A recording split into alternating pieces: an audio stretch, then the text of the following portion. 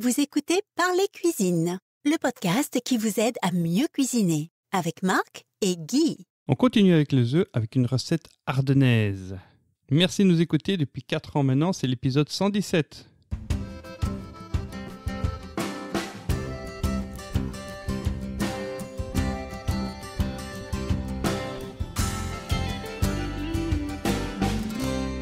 Mademoiselle, madame, monsieur, bonjour, bonsoir, c'est Marc et je vous retrouve avec notre grand expert du net de la cuisine, Guy. Bonjour Guy. Bonjour Marc. Alors, l'épisode dernier, tu nous as parlé des œufs, de la composition des œufs, qu'est-ce qu'il y a de bon dans les œufs. Et en fait, tu voulais un peu réinstaurer réhabiliter cet aliment qui est pourtant boudé et qui est essentiel dans les cuisines. Alors, il est boudé pour une raison, c'est qu'il est accusé de tous les malheurs. En fait, le jaune d'œuf contient du cholestérol et le cholestérol, on en a besoin. D'ailleurs, le corps en fabrique lui-même. Oui. Alors, les médecins vous diront, quand on fait une prise de sang, qu'il y a 2 types de cholestérol, il y a le bon et il y a le mauvais. Et alors, on s'est rendu compte que nous produisions, nous, naturellement, du cholestérol parce qu'on en a besoin, qu'on produit parfois du mauvais cholestérol, mais qu'il arrive aussi qu'on ingère du mauvais cholestérol. Et alors, ce mauvais cholestérol, on est censé le retrouver dans toutes les graisses d'origine animale, c'est-à-dire, par exemple, le lard, le petit salé, donc le porc, dans la graisse de bœuf. Alors, c'est pour ça que maintenant, les frites, on est passé de la graisse de bœuf et de la graisse de cheval pour faire les frites traditionnelles aux huiles végétales, qui sont maintenant équilibrées, qui contiennent je dirais toute une série de bons acides gras. Et puis on a accusé le fromage de tous les maux, on a accusé également les œufs de tous les maux. Et il y avait une petite raison quand même à ça, c'est que le jaune de l'œuf, pas le blanc. Le blanc, lui, au contraire, il est admiré. Mais le jaune contient 50% de matière grasse, dont du cholestérol. Cholestérol dont le poussin, lorsqu'il est embryon, a besoin pour se développer.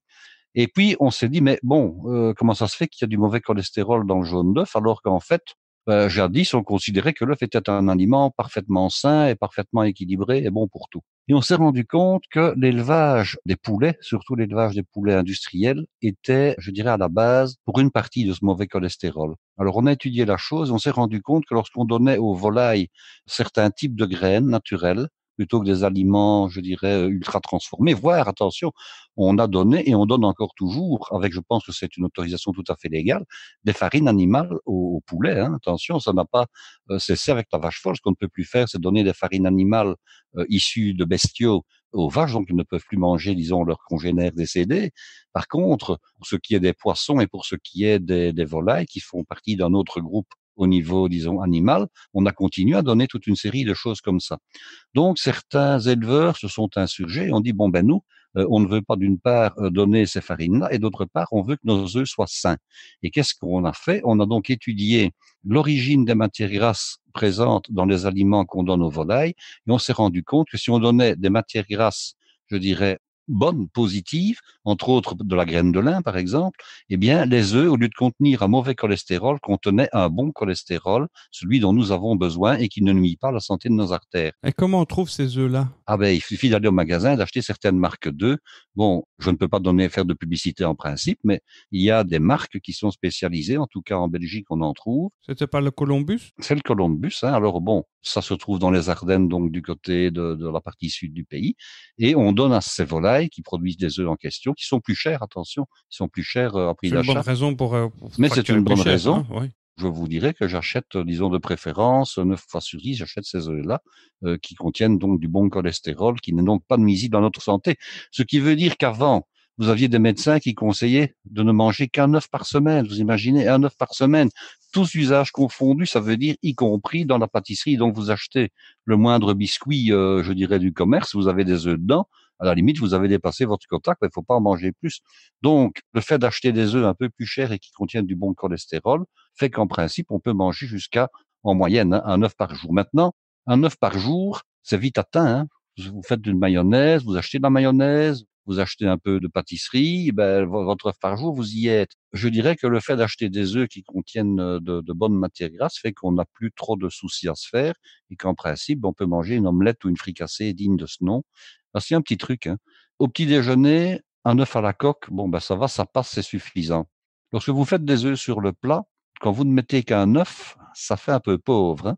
Si vous voulez faire des œufs brouillés ou une omelette, essayez de faire un œuf brouillé Avec un seul œuf, c'est quasiment peine perdue parce qu'à la fin, vous n'avez rien. C'est pas beaucoup, oui. De quoi Vous avez une remplir une grosse, dent. allez, 2 cuillères et encore pas énorme. Hein. Donc, un œuf brouillé, ben, il faut 3 œufs. Une omelette, il faut 3 œufs. Hein. Faut pas chercher, il faut 3 œufs. Alors, il y a une différence. Est-ce que c'est une omelette au petit déjeuner ou une omelette au repas du soir, ou est-ce que c'est en plat principal? Si vous mangez des œufs le midi, 3, c'est la taille, quoi. Hein. 2, ça fait un peu pauvre. Alors, il y a une raison à ça. C'est une raison de satiété. Je m'explique. Lorsqu'on mange du poisson, pour avoir la même impression de satiété, vous pouvez quasiment ajouter un tiers du poids par rapport à la viande. Ok? Alors tout ça, c'est parce qu'il n'y a pas de fibres dans le poisson, enfin il y en a très peu, en tout cas moins que dans la viande, et dans l'œuf, évidemment, il n'y a pas de fibres. Donc vous avez l'impression, lorsque vous mangez des œufs, de ne pas mâcher suffisamment, parce que l'œuf, il n'y a pas besoin de mâcher pendant 5 minutes chaque bouchée. Hein. Si vous mangez maintenant un morceau de bouillie de bœuf de plat de côte, vous êtes obligé de le mastiquer un petit peu. Et comme la satiété ne vient qu'après une vingtaine de minutes, hein, après le début du repas, l'omelette ou l'œuf, vous l'avez ingurgité avant que les 20 minutes ne soient passées, ce qui n'est pas toujours le cas pour du bœuf ou pour une viande un peu plus ferme. Ce qui veut dire que vous n'avez pas l'impression que vous avez mangé des œufs, d'en avoir mangé suffisamment, parce que justement les œufs ne contiennent pas de fibres. Et bon, il vous faut vos 3 œufs, sinon vous n'avez pas suffisamment mangé. En tout cas, c'est l'impression que vous avez. Même si en réalité, 2 œufs sont largement suffisants.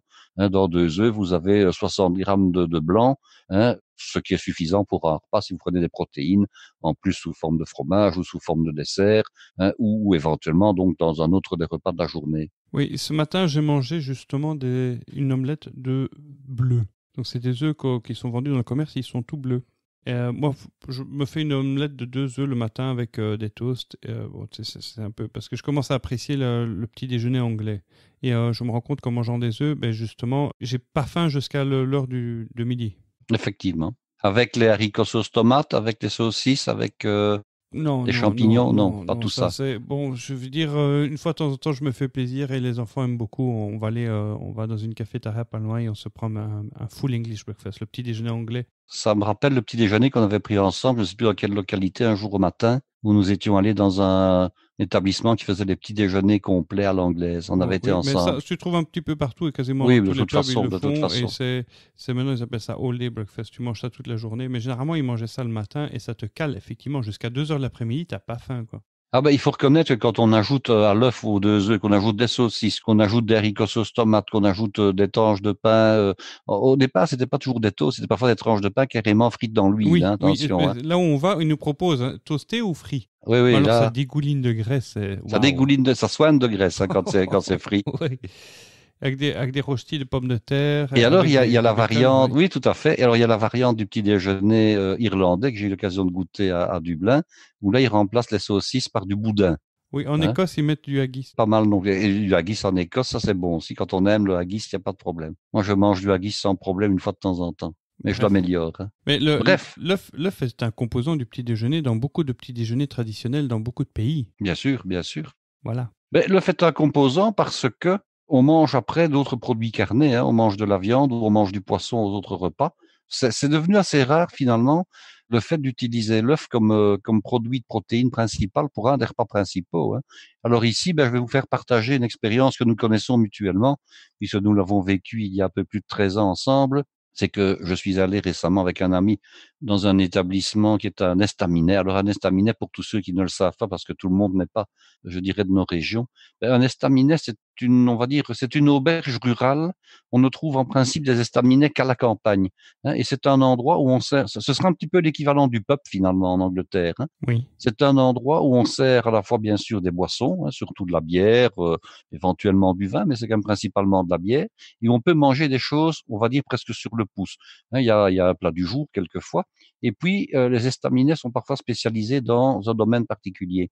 Et alors celui où nous nous sommes rendus et où nous nous étions rendus, il s'appelle tout simplement Alpel, ce qui veut dire à la poêle, hein, c'est du wallon, ça veut dire à la poêle. Et en fait, quasiment tous les plats qui sont proposés dans l'estaminet sont servis dans leur poêle de cuisson en poêle individuelle. Contiennent des œufs. Et alors, elles contiennent des œufs, mais pas que. Donc ici, on va parler d'œufs, bien entendu, mais il y a également des plats qui ne contiennent pas d'œufs pour ceux qui ne souhaiteraient pas manger d'œufs. Et il y a même des poêlées qui sont comme ça végétariennes. Et donc, cet estaminet se situe en plein milieu de la forêt ardennaise, donc en plein milieu de la région ardennaise, Dans le Luxembourg. dans le Luxembourg belge. Donc on est au nord des Ardennes françaises, dans Voilà. la région de Saint-Hubert, un saint très connu pour le saint patron des chasseurs d'ailleurs. Et pas que des chasseurs, hein, c'est également le patron des fourreurs, c'est le patron également des bouchers, un patron accessoire des bouchers avec Saint-Nicolas. Il n'est pas connu que des chasseurs, mais c'est vrai que Saint-Hubert est la capitale européenne, mais on va pouvoir dire quasiment mondiale de la chasse.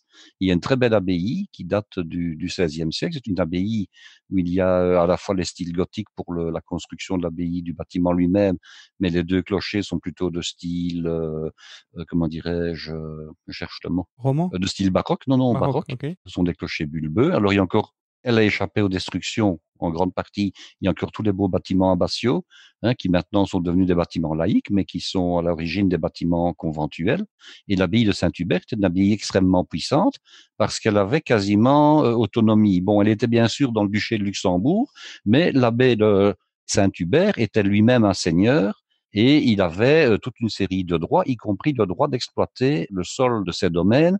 Et un des derniers abbés, je pense que c'est-à-dire le dernier abbé avant la Révolution française qui a tout gâché, eh bien, il s'était mis en tête de devenir métallurgiste. Et il faut savoir que l'Ardenne est une terre de légende, mais c'est également une terre de minéraux. C'est un vieux rocher qui date de l'ère primaire, donc il y a plein de choses là-dedans. Et entre autres, il y avait des orpailleurs en Ardennes qui essaient de trouver de l'or. Bon, il y en avait un petit peu dans certaines rivières. Mais alors, il y avait surtout des filons de fer, hein. Donc, des filons où on extrayait le minerai brut. Il fallait le raffiner. Donc, il s'était mis en tête, cet abbé, donc, de faire une forge qui allait purifier le métal et qui allait surtout fabriquer des armes, des canons. Mais ils avaient tout ce qu'il fallait parce que je sais que Ah oui, hein, l'abbaye d'Orval, qui est un peu plus au sud, au sud. et qui est très connue pour sa bière trappiste, a connu ses heures de gloire parce qu'ils ont fait la même chose. Ils sont au milieu d'une forêt, il y a des vallons, donc il y a des rivières qui descendent, donc ils avaient la force motrice à partir des moulins. Exactement. Et avec la forêt, ils faisaient le charbon de bois et Tout il à fait. suffisait de gratter la roche. Et à certains moments, il y a plusieurs endroits dans l'Ardenne belge où la rivière s'appelle l'eau rouge parce qu'elle était gorgée de fer. Tout à fait. Ils avaient tout ce qu'il fallait pour faire du fer. Alors, la rivière qui se trouve à proximité donc de l'endroit où je suis allé, ça s'appelle d'ailleurs toujours la Masblette, et elle servait également à actionner par la force motrice donc de l'eau. C'est une petite rivière, hein, ce n'est pas une grosse rivière. Elle servait donc à actionner, je dirais, par le moyen de la mécanisation de la roue à aube, elle servait à actionner toute une série de choses, hein, comme les pilons de forge par exemple. Alors malheureusement pour cette abbé, les choses ne vont pas aller très bien parce que les canons qui vont être forgés là-bas, bon, ben, c'était forgé dans un fer qui n'était pas de la plus grande qualité. Et les canons, je dirais, ont eu la mauvaise idée d'exploser quand on s'en servait. Ah, Donc, ça a un petit peu périclité quand même. effectivement. Néanmoins, il y a toujours là-bas sur place les installations de l'ancienne forge, qui est devenu un musée du fer, donc un musée, je dirais, historique, qui est classé. Et à proximité, la province de Luxembourg a décidé de créer dans une vallée, donc la vallée de la Masblette, un superbe domaine où on a reconstruit des bâtiments qui ont été prélevés, je dirais, un petit peu partout dans la partie sud du pays. On a prélevé comme ça des bâtiments, je dirais, entre autres de la Gaume, qui est l'équivalent de la Lorraine en Belgique. On a également pris des bâtiments qui se trouvent en SB, enfin, qui se trouvaient en SB, qui est le grenier à blé de la Belgique, hein, et d'autres régions. Donc c'est Donc, c'est un musée en plein air, voilà. C'est un peu le Bocrijk wallon alors. C'est un peu le Bocrijk wallon, mais qui est nettement moins bien fourni en bâtiments anciens pour une raison toute simple. On va dire d'abord une raison financière, c'est que transplanter des bâtiments coûte très cher, mais que d'autre part, la région flamande est restée beaucoup plus rurale et plus pauvre plus longtemps. Ok. De sorte que la région flamande a gardé in situ énormément de bâtiments anciens qu'il était beaucoup plus facile d'aller chercher. Tandis que la région wallonne s'étant très fortement industrialisée, on a, disons, Plutôt, très rapidement, plutôt, on a liquidé, bon, les vieux bâtiments à colombage ou en crépi et à toit de chaume, mais on les a remplacés par des bâtiments plus modernes. Donc, il y en a moins. Néanmoins, ça vaut le visite. Les Voilà. gens qui Ça ne vaut la connaissent visite. pas, en Belgique, il y a le village Bocrijk. En fait, c'est un village qui a été recréé avec des bâtiments traditionnels, vieux, ruraux, qui ont été démontés là où on les démolissait, où ils se trouvaient, et puis on les a tous mis ensemble. Et c'est un voyage scolaire que tous les enfants qui sont à l'école avant le bac, oui. ils vont faire le voyage scolaire à Bocrijk. Parce que Une ou deux fois. Au moins une fois dans sa vie, chaque enfant qui sort de l'école a été voir Bocrijk. Donc voilà. Il faut se rendre compte quand on va à Beaucrèque, qui est dans un immense de plusieurs centaines, un domaine de plusieurs centaines d'hectares, hein, avec des étangs, des rivières. Enfin, c'est vraiment superbe. Je ne connais pas de musée en plein air et j'en ai visité à l'étranger qui soit aussi beau que celui-là et aussi fourni. À Beaucrèque, on a carrément reconstitué des villages entiers. Bon, bien sûr, avec des maisons qui provenaient à l'origine de villages différents, hein, mais vous Oui. avez un village du Limbourg, vous avez des villages pour la Flandre, vous avez des villages pour le Brabant, pour la Campine. Donc, vous avez 4 ou 5 villages. Et ils ont même reconstitué une petite ville à partir de bâtiments qu'ils ont prélevés, entre autres, à la ville d'Anvers, par exemple. Donc, il y a un embryon de ville, je dirais, de bâtiments anciens, mais qui sont des bâtiments non plus de village, mais des bâtiments de ville, et qu'on peut visiter. On ne saurait pas, enfin, je dirais, quelqu'un qui est normalement constitué, à moins de courir comme un lapin toute la journée, aurait du mal à visiter Beaucrèque dans son entièreté, parce qu'en plus, les maisons sont dans leur grande partie accessibles, meublées, décorées, avec des objets authentiques. Ah oui, on pourrait y vivre. Ah, on pourrait y vivre. Alors en été, bon, bien sûr, le domaine est fermé en hiver, hein, mais en été, vous avez des retraités qui sont payés pour, je dirais, animer les lieux, disons, surtout pour surveiller. Donc, ils sont habillés à l'ancienne. Ils se trouvent comme ça dans certaines maisons.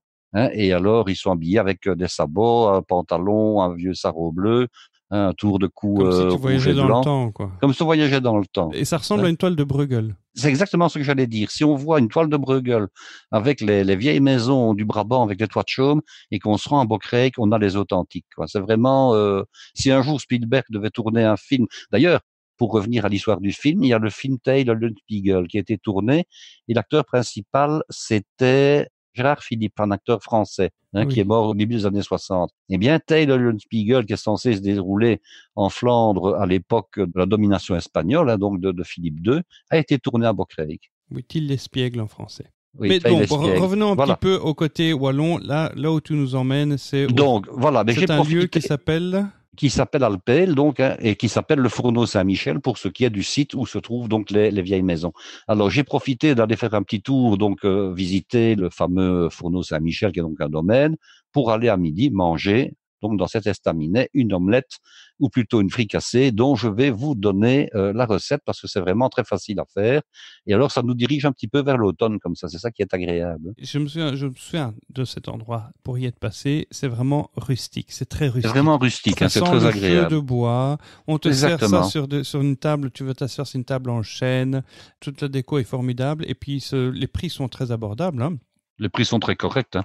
Euh, Alors, vous verrez la photo. Bon, ici, ce n'est pas un plat que j'ai réalisé, c'est donc un plat que j'ai mangé. Et alors, ils font la différence entre ce qu'ils appellent les omelettes et les fricassés. Alors, le mot fricassé, c'est un peu un mot fourre-tout en cuisine française où on met un petit peu n'importe quoi. C'est une poêlée, une fricassée au départ. Hein. Donc, on peut faire une fricassée de volaille, on peut faire une fricassée de joues de bœuf ou de je ne sais quoi. Et ici, en fait, ils distinguent l'omelette où les œufs sont battus de la fricassée où les œufs sont simplement cassés et mis dans la poêle à cuire.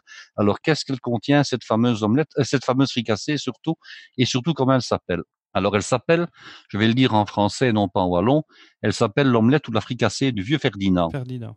Et en wallon, c'est L'omelette d'Ovie Ferdinand, hein, donc ça c'est Oui. en wallon. Alors, dans l'ancienne carte, donc celle que j'avais connue il y a une dizaine d'années, il y avait un petit entrefilet qui expliquait l'histoire du fameux vieux Ferdinand, qui apparemment est un personnage authentique de la région. Alors, j'ai voulu reprendre la petite histoire pour vous la raconter, mais elle n'existe plus, enfin du moins elle n'est plus présente donc sur la carte, et je n'ai pas eu l'opportunité de pouvoir demander qu'on me la rappelle. Alors, ce dont je me rappelle, c'est que le vieux Ferdinand était connu dans tout le patelin parce qu'il avait un bouc, hein, et qu'on venait avec sa chèvre, parce qu'à l'époque, il faut se rappeler qu'il y a un siècle, voire plus, l'Ardenne était une région très pauvre. Hein. C'était une région de forêt, c'était une région froide, c'était une région humide. C'était avant le réchauffement climatique, évidemment. Hein. Et alors, les gens avaient, disons, une agriculture pauvre et ils faisaient de l'autosubsistance, y compris les gens qui n'étaient pas fortiori agriculteurs. Je dirais quasiment que tous les ménages avaient une ou deux chèvres. Hein. Tout le monde avait son potager. Tout le monde avait son potager, tout le monde avait son lopin de terre à cultiver.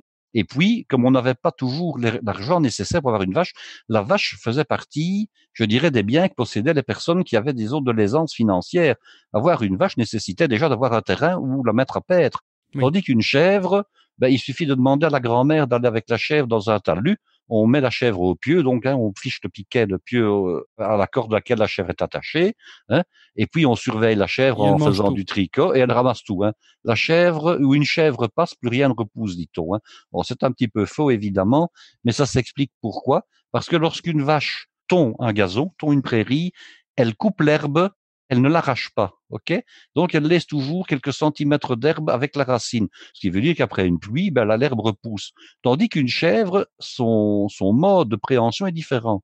La chèvre, elle va arracher l'herbe. Hein? Donc elle désherbe tout. C'est mieux Elle que le désherbe. Roundup, quoi. C'est ça, elle désherbe. Ce qui veut dire que lorsque l'herbe doit repousser, il doit y avoir de nouveau des graines et des semences qui doivent travailler et qui doivent repousser. Donc, c'est la raison pour laquelle on allait dans les talus, parce que généralement, les talus, ce ne sont pas de belles prairies, ce sont des endroits qu'on essaie au contraire d'entretenir. Donc, on mettait la chèvre au talus. Ça veut dire que la chèvre, elle vous nettoyait le talus et c'était très bien comme ça. Et comme tu dis, une chèvre, c'est quasiment, une chèvre n'est pas omnivore, hein, ne mange pas de protéines, mais une chèvre, c'est quasiment la poubelle de la famille. Hein. Une chèvre, ça mange tout. Ça vous mange des épluchures de carottes, ça vous mange des épluchures de pommes de terre, ça vous mange des trognons de pommes, ça vous mange, je dirais, quasiment tous les déchets alimentaires végétaux. Les Hein. mauvaises herbes. Les mauvaises herbes. Alors bon, la chèvre, elle allait au piquet, elle broutait ce qu'elle trouvait. Et puis, le soir, quand on rentrait avec la chèvre, on lui donnait encore les restes végétaux des préparations alimentaires et la chèvre les mangeait. Donc, et après ça, elle vous faisait 2-3 litres de lait. Hein, donc, tout ça, c'était très bien. Peut-être qu'un jour, on reviendra à la chèvre. Hein. On est là en train un petit peu de parler du passé, mais qui dit que dans 15 ans ou dans 20 ans, les gens qui ont un petit bout de terrain n'auront pas une chèvre pour manger leurs déchets et leur donner un peu de lait. Hein. On ne sait jamais. Disons que moi, mon père, dans sa maison de campagne qui est pas loin de cette région-là, comme il n'avait pas l'occasion, surtout sur la fin, de s'y rendre régulièrement, pour désherber le terrain, il laissait une voisine venir faire paître sa chèvre. Et c'est bien, Voilà. ça arrachait tout. Hein. Ah oui, c'est Comme clair. ça pousse très bien et que au bout de 2 ans, c'était envahi de ronces, elle venait comme ça superbement entretenir le terrain. Alors moi, ce que je me souviens, c'est de voir cette chèvre qui gambadait et qui généralement était limitée à sa chaîne. Donc généralement, ça fait un cercle comme ça. Hein. Exactement, ça fait un rond. Hein. Ça fait un rond. Et tous les soirs, elle venait chercher sa chèvre et qui avait bien gonflé. Et elle dit, je me dis, elle est enceinte ou quoi? Non, non, c'est normal. Quand elle mange des végétaux comme ça, elle gonfle et ça fermente. Et tu vas voir, le lendemain matin, ça sera tout parti. Eh ben voilà. Voilà. Bon. Bref, ce monsieur vieux Ferdinand, il avait une chèvre. Il avait un bouc en fait. Hein. Oui. Et alors, en fait, bon, pour ceux qui ne le savent pas, mais un animal, il ne donne du lait que quand il a eu un veau pour la vache ou un chevreau pour la chèvre ou un petit agneau pour la brebis. Donc, si vous ne mettez pas, comme on dit, si vous ne présentez pas la chèvre au bouc, eh bien, à un moment donné, quand elle a élevé ses chevreaux ou qu'elle n'a plus besoin de leur donner du lait, elle se tarit. Donc, si on veut entretenir pour la chèvre le fait qu'elle donne du lait, il faut lui faire des chevreaux ou un chevreau chaque année au minimum, sinon la chèvre ne donne plus de lait. Donc, le vieux Ferdinand, il avait un bouc, et il faut savoir que tout le monde n'avait pas un bouc, pour une raison bien évidente, hein, c'est que pour ceux qui n'ont... Tu as déjà approché un bouc?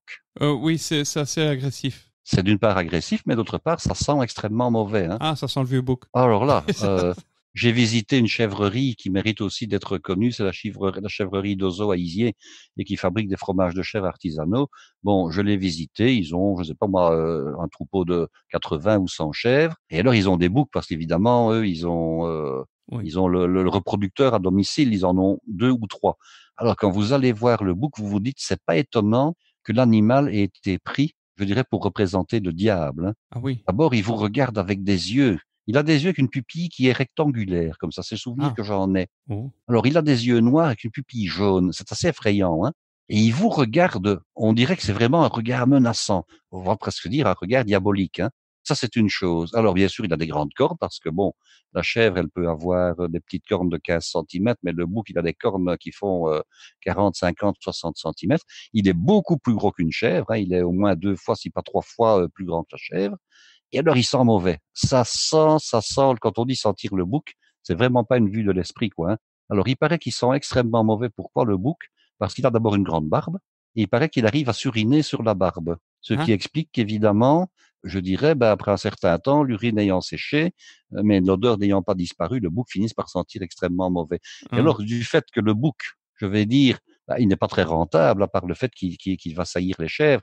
Il ne donne pas de lait, il ne donne pas de viande. Je serais d'ailleurs étonné de savoir ce qu'on fait avec la viande du bouc. Hein. Il ne sert qu'à la reproduction. Donc, dans un village, il n'y avait pas un bouc à toutes les fermes, il y avait un bouc. dans le village et c'est lui qui s'occupait de la reproduction de toutes les chèvres Donc, du mais quand coin. ta chèvre donnait naissance à un bouc, alors, plutôt qu'une chèvre? Ah ben, c'est-à-dire que Il lorsqu'il le y a des mangeait? chevreaux, on le mange, hein, quand le Ok. chevreau, parce que on peut dire chevreau ou cabri, hein, pour le petit de la chèvre. Le cabri. Ben, les chevreaux, en fait, qu'est-ce qu'on faisait? On regardait le sexe qu'ils avaient. Alors, si c'était une petite femelle, on la gardait pour qu'il devienne une chèvre et pour donner du lait. Et lorsqu'il s'agissait d'un petit mâle, ben, lorsqu'il avait quelques semaines et qu'il avait, je dirais, engraissé, on le sacrifiait et on mangeait le chevreau. Généralement, on mangeait le chevreau au printemps, un peu Comme comme l'agneau à Pâques, pascal. hein, on mange l'agneau, oui, on pouvait manger du chevreau, hein, et voilà. Alors en France, on trouve pas mal de chevreaux à disposition. Les premières fois que je suis allé à Rungis, je m'étais dit, mais qu'est-ce que c'est que ces bêtes-là? J'étais pas vraiment habitué à en voir. Et en Belgique, la chèvre n'était pas très, très commune, hein, du moins elle ne l'était plus, de sorte qu'on ne la trouvait pas facilement, il fallait vraiment l'importer.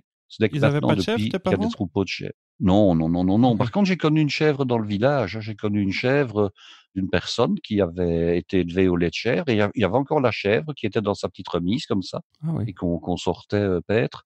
Donc j'ai connu une chèvre.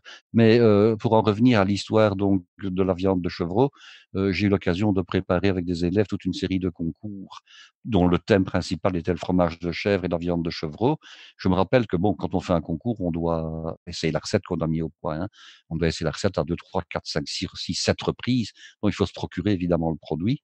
Et les premières viandes que j'avais achetées, on m'avait refilé de la chèvre, hein. Alors, j'avais tout de suite eu la puce à l'oreille parce que la viande de chevreau, ça ressemble, on va dire, à un très, très, très, très gros lapin. Vraiment, le très, très, très, très gros lapin, hein. C'est pas gros, hein. Et les bêtes qu'on m'avait fournies étaient quand même plus grosses. Et en plus, la viande était rouge. Ah, Or, un chevreau, c'est une viande qui est parfaitement blanche, comme un agneau de lait, hein. ah Un oui. chevreau, ça se mange avant qu'il n'aille au pré, qu'il ne commence à faire rougir sa viande. Ça se mange très, très jeune. Alors, je peux vous dire que les recettes qui sont faites avec de la chèvre au départ, même si la chèvre n'est pas trop vieille, ça sent le cuir, ça sent le soin, ça sent pas bon, hein. Donc, j'ai rouspété, je dis non, non, moi, c'est pas de la chèvre qu'il me faut, c'est du vrai chevreau, quoi, hein, pour faire une recette de chevreau, il me faut du chevreau, pas de la chèvre, quoi. Hein, donc, ça, c'est pour la petite histoire. Alors, donc, mais le vieux Ferdinand, donc, comme ça, il avait donc un bouc. Alors, dans la carte ancienne, on expliquait un petit peu son histoire, hein, et qui était à l'origine du nom de la fameuse omelette. C'est chez lui qu'on venait pour faire saillir sa chèvre. C'est ça? Exactement. Oui. Ok. Et alors, en souvenir du fameux vieux Ferdinand, eh bien, l'établissement a gardé une recette qui est la suivante. Alors, vous allez voir la photo qui sera jointe donc à la recette Faut aller voir sur le site parlescuisines.com. sur le site par les cuisines, voilà. Oui. Hein, donc, de quoi a-t-on besoin? Alors, je vous donne la recette pour une personne, hein. Vous avez besoin d'un peu de matière grasse qui va servir, je dirais, à faire revenir les divers aliments. Vous avez besoin de 2, 3 petites pommes de terre que vous allez cuire en pot, donc des pommes de terre de type grenaille, hein. Alors, ceux qui n'ont pas de pommes de terre comme ça, bon, on peut faire ça avec des rattes ou des pommes de terre de Noirmoutier. Bon, ben, il vous en faut, disons, l'équivalent d'à peu près 150 grammes par personne. On les cuit en pot dans de l'eau bouillante, dans de l'eau salée, pardon, hein, mais on ne les épluche pas. Alors, vous avez besoin également de lardons. Alors, des lardons, bon, traditionnellement en Ardennes, ce sont des lardons fumés, mais vous pouvez très bien mettre des lardons salés. Alors, vous prenez vos lardons, ben, il vous en faut l'équivalent, je dirais, entre 50 et 75 grammes. C'est pas la peine d'en mettre davantage, étant donné que vous allez avoir les œufs qui vont amener les protéines après, hein. Donc, des lardons que vous allez découiner, que vous allez, je dirais, parer, vous enlevez les croquants et vous les coupez, donc, en petits bâtonnets, en petits lardons ou éventuellement en petits cubes. Vous avez besoin également, bien sûr, des œufs, hein, 3 œufs en l'occurrence, bon, des beaux œufs les plus fermiers et les plus bio possibles. Vous avez besoin de champignons. Alors ici, c'était des champignons blancs, donc 10 champignons de Paris, mais on peut très bien mettre des champignons bruns, donc on appelle également des bruns de carrière. Et si c'est l'automne et qu'on a, je dirais, l'occasion d'avoir des beaux champignons, bah, du pied de mouton par exemple, éventuellement du cèpe, on n'hésite pas, on met du cèpe, hein. Il faut également une bonne 150 grammes de champignons. Alors, un petit peu de persil et un petit peu d'oignon. Ici, c'est de l'oignon rouge qui va simplement servir de garniture. Il n'y a pas vraiment d'oignon C'est quoi, un dans la quart d'oignon recette. qu'il y a là? Oh non, non, non, il y a vraiment, je dirais même moins qu'une tranche d'oignon rouge. C'est juste pour faire beau. Maintenant, si vous voulez mettre un peu d'oignon, rien ne vous empêche, hein. Vous pouvez très bien prendre deux cives ou 2 jeunes oignons que vous émincez, hein, et que vous faites revenir en même temps. Mais ça, je vais donner le traitement. Alors, vos pommes de terre seront cuites, Tu bien oublies entendu. un dernier ingrédient Ah, mais ça, j'allais le dire pour la fin, ça. à la fin. Voilà. D'abord, le traitement de l'omelette ou de la fricassée. Donc, je rappelle, si c'est une omelette, vous aurez vos œufs battus. Si c'est une fricassée, vous les casserez comme ça dans la poêle, hein. Donc, Première chose, il faut que les aliments qui sont en garniture de votre plat soient cuits. Donc, les pommes de terre, elles ont été cuites, il n'y a pas de problème. Vous les faites simplement rissoler dans la matière grasse. Avec quoi? Avec les lardons et avec les champignons. Hein. Donc, vous allez avoir vos pommes de terre qui vont prendre légèrement couleur. Vous allez avoir vos champignons qui vont cuire et vous allez avoir les lardons qui vont également rissoler. Donc, ils vont prendre couleur et ils vont exuder un petit peu de matière grasse. Alors, une fois que tout ça sera fait, bon, bien sûr, les pommes de terre seront coupées en petits morceaux. Hein. Il ne faut pas que je le dise, les champignons également. Une fois que ça sera fait, vous faites 3 petits trous, 3 petites zones où vous faites des trous et vous cassez vos œufs. Alors, je rappelle quand même un petit point qui a l'air anecdotique comme ça, mais qui est intéressant. Les œufs, il vaut parfois mieux les casser séparément, un à un dans une tasse. Pourquoi? Parce que, ça évite qu'un morceau de coquille puisse se retrouver dans le plat que vous allez réaliser, parce que parfois, bon, on casse l'œuf, on ne le casse pas suffisamment nettement, il y a un petit bout de coquille, et puis après, il faut aller le repêcher, c'est pas facile. Donc, en cassant son œuf dans une tasse, s'il y a un bout de coquille, on le rattrape plus facilement. Deuxièmement, on se prémunit éventuellement de l'œuf qui est mauvais. Hein, et ça peut arriver. C'est très, très, très, très rare, mais qu'un œuf du commerce, parce qu'il a été fêlé, qu'on ne l'a pas vu ou quelque chose comme ça, soit pourri. Alors, quand vous cassez votre troisième et dernier œuf dans votre poêle avec les autres aliments que l'œuf est pourri, vous êtes bon pour tout jeter. Hein. Donc, c'est parfois malheureux. Il vaut mieux être prudent et parfois casser ses œufs comme ça si on n'est pas trop sûr. Surtout si ce sont des œufs de ferme aussi. Bon, il y a moins de risques avec des œufs du commerce, mais si maintenant on va chez un fermier bio, bon, on ne sait pas toujours quand l'œuf a été ramassé, on ne sait pas toujours, ben oui, il y a un petit problème avec un œuf, ça peut arriver. Hein. Et quand ça m'est arrivé une fois dans ma vie de devoir jeter une préparation de 8 ou 10 œufs, le dernier œuf que j'ai cassé était un œuf pourri et il était mélangé aux autres, pas Ah. question de récupérer. Hein. Ah. Donc on doit tout jeter. Alors, vous cuisez donc, vous cassez vos œufs dans les 3 petits trous que vous avez aménagés et vous cuisez l'œuf jusqu'à ce que le blanc soit coagulé en essayant que le jaune ne le soit pas parce que c'est quand même toujours plus agréable de manger un jaune d'œuf lorsqu'il est liquide. Entier. Alors, on sale, on poivre. Attention, saler en fonction du lard qui lui est déjà salé. Bon, on sale raisonnablement. Hein, on sale raisonnablement. Et alors, vous saupoudrez avec un tout petit peu de persil et d'oignon. Ici, c'était de l'oignon rouge qui était simplement émincé un peu n'importe comment.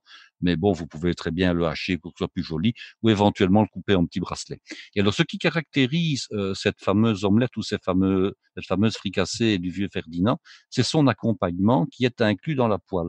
Alors, vous verrez sur la photo, vous avez un petit godet, un petit verre, à mon avis, je dirais 20-25 millilitres, hein, pas plus, d'alcool, et c'est du Péquet. Alors, le Péquet, qu'est-ce que c'est? C'est un alcool qui est tout à fait régional. C'est un alcool de grain qui est aromatisé au baie de genièvre, parce que le genièvre est également une plante qui est tout à fait emblématique de l'Ardenne. Hein, on trouve le genièvre à l'état sauvage. Bien sûr, il existe évidemment l'état cultivé. Et en fait, c'est l'équivalent du gin. Donc, faut pas se tracasser si on ne trouve pas donc ce fameux Péquet ou ce fameux genièvre au magasin, si on n'habite pas en Belgique ou si on n'habite pas en Europe, on remplace tout simplement par du gin. Alors, l'idéal, c'est d'avoir ce qu'on appellerait un gin aromatisé. Je m'explique. Vous avez des gins qui sont très, très neutres au niveau du goût, qui sont parfaitement blancs et qui n'ont pas beaucoup de goût. Et puis, vous avez des gins qui sont vraiment bien aromatisés. Donc, vous prenez un gin aromatisé où on sent bien, justement, ce goût de genévrier. Alors, on vous sert donc la poêle dans laquelle le plat a été préparé, hein, pas d'embarras. On vous met un petit rondin en bois sur la table, hein, en chêne, et puis on vous pose la poêle dessus, comme ça elle ne brûle pas la table. Et alors, qu'est-ce qu'on fait? Alors, je vais vous dire ce que j'ai fait. J'ai pris un tout petit peu de gin en bouche, enfin de genièvre en bouche pour le goûter. Et puis, le reste, eh bien, on le verse tout simplement sur son plat qui est encore chaud. Hein.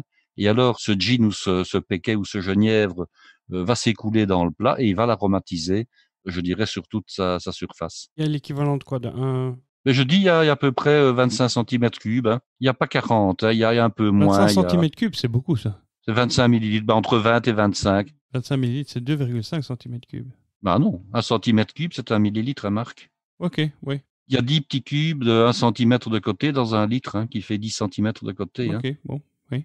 Allez, je dirais qu'il y a l'équivalent d'une cuillère à potage et demie à peu près, pour donner une idée au niveau de la quantité. Alors, c'est évidemment beaucoup plus folklorique que le client verse lui-même son Péquet sur sa préparation. On pourrait très bien le faire en cuisine. Hein. On ajouterait très très bien en cuisine une cuillère et demie d'alcool sur le plat, mais ça n'aurait pas le même charme que de le faire soi-même.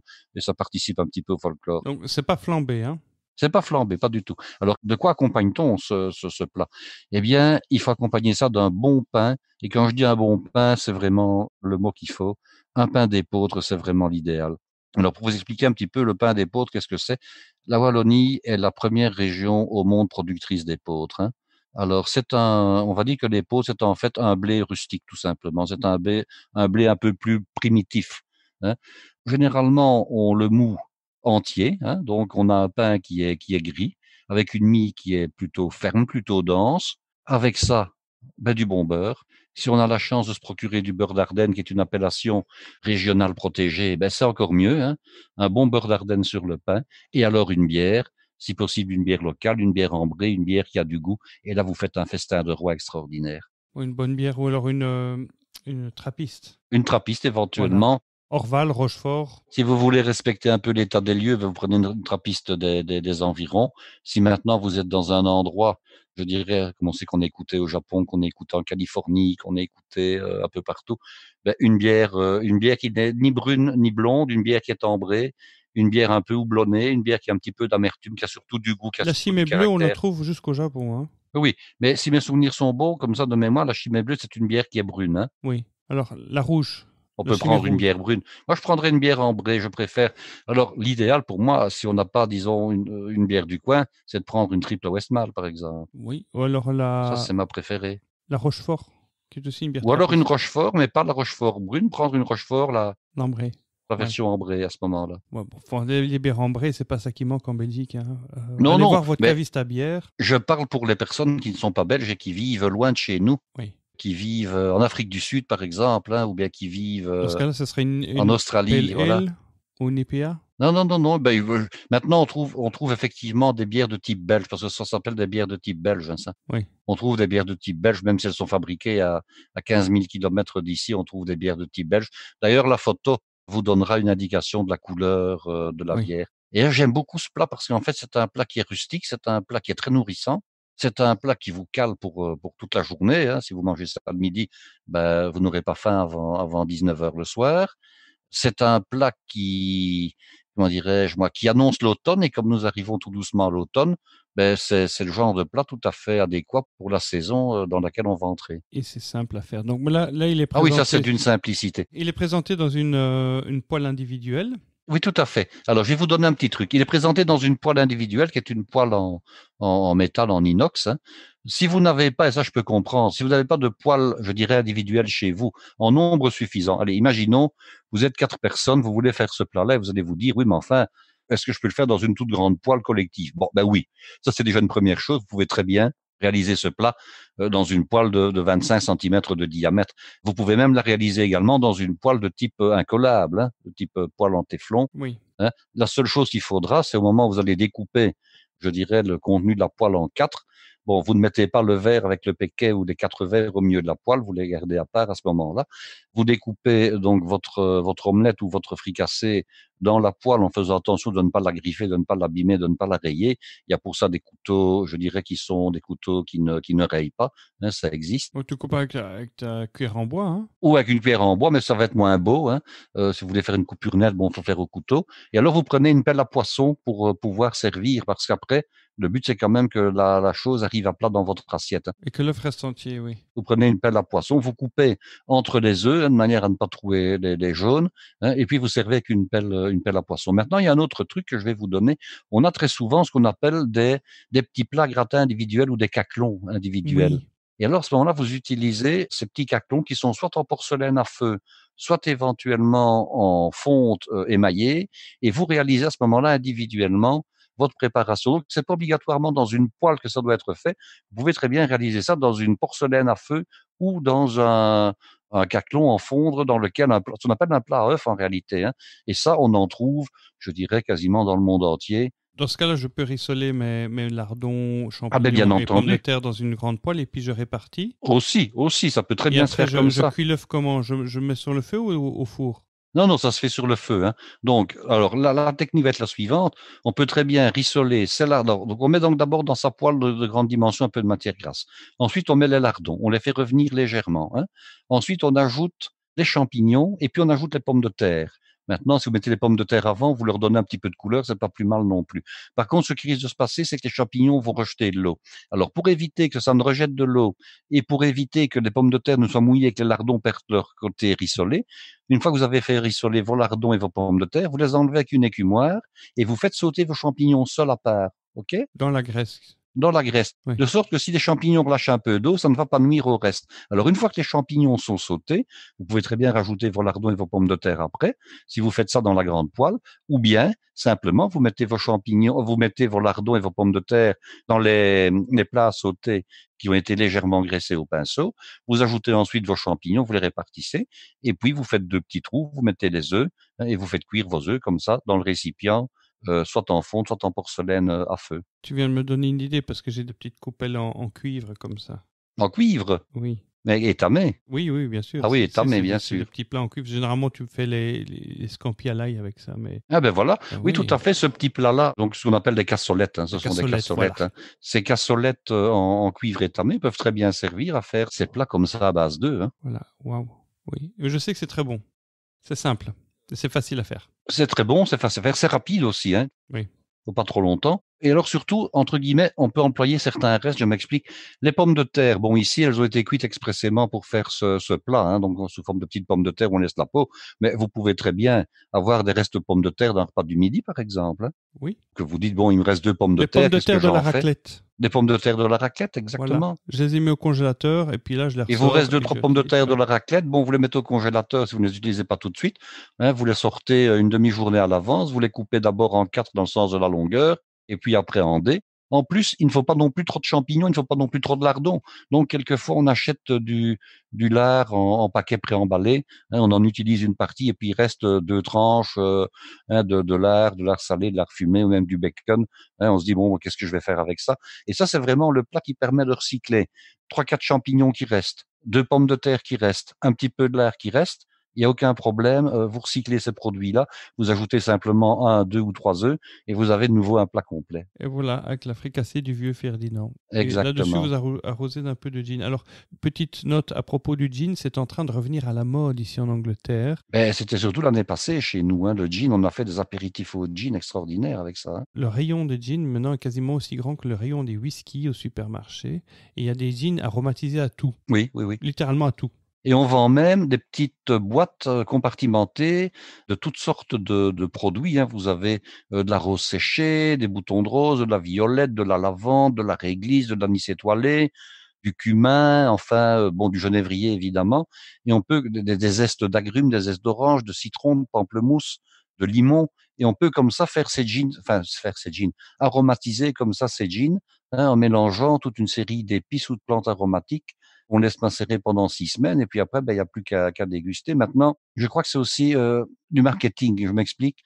C'était une manière de relancer la fabrication et la mode du gin. C'est vraiment Et une 10 mode. ans, c'était l'alcool has-been complètement. Oui, Plus personne ne tout à buvait fait. ça, quoi. Et alors, l'année passée, je me suis constitué une collection de superbes verres ballons. Ce sont des verres dans lesquels on peut mettre plein d'autres choses, d'ailleurs, des desserts, des entrées, si on veut. Saphir a sorti comme ça une collection. C'était une bouteille de gin saphir bleu, le bleu, avec un verre dans la boîte. Vous aviez un verre. Et alors, ils avaient mis un bon dans chaque boîte, de manière à pouvoir soit avoir un verre, soit avoir une réduction. Mais on ne s'en aperçoit pas, évidemment. Donc, c'est quand on rentre chez soi avec une boîte ou 2 boîtes, on se dit, tiens, je vais ouvrir pour voir ce qui se passe. Paf, il y a le bon de réduction de quelques euros qui vous donne droit à acheter de nouveau une boîte avec un verre, quoi. Et alors, je me suis fait comme ça une collection. Donc, j'ai du gin, à mon avis, jusqu'à mon décès. Mais par contre, j'avais envie d'avoir ces verres-là qui étaient superbes, de beaux verres ballons avec un pied taillé comme ça, en bleu, comme les bouteilles. C'est génial. Ok.